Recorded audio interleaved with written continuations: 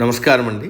ఈనాటి కమ్మని కథ పేరు పనసపండు రుచి. వినిపిస్తున్నది మీ విజయభాస్కర్.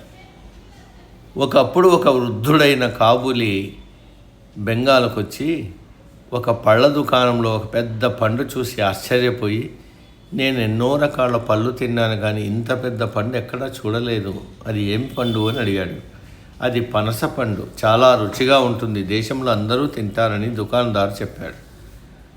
కాబూలి దాన్ని కొనుక్కుని ఇంటికి తీసుకెళ్ళి తాపీగా కూర్చుని పండును పళ్ళతో పీకాడు.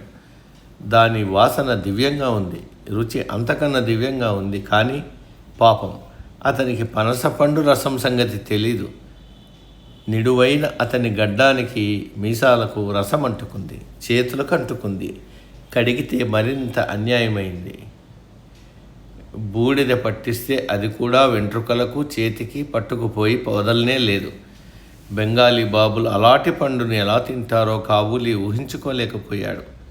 చివరకు అతను ఒక పెద్ద మనిషికి తన అగచాట్లు చెప్పుకున్నాడు. ఆ పెద్ద మనిషి, పనసపండు తినాలంటే చేతులకు ముఖానికి కూడా నూనె రాసుకోవాలి, మీరు గడ్డం గీయించుకోవటం తప్ప మరో మార్గం లేదన్నాడు.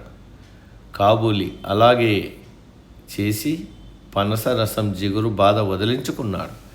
తర్వాత ఆయన ఎవరినన్నా గడ్డం లేకుండా చూసినప్పుడు, ఓహో మీరు కూడా పనసపండు తిన్నారా అంటూ ఉండేవాడు.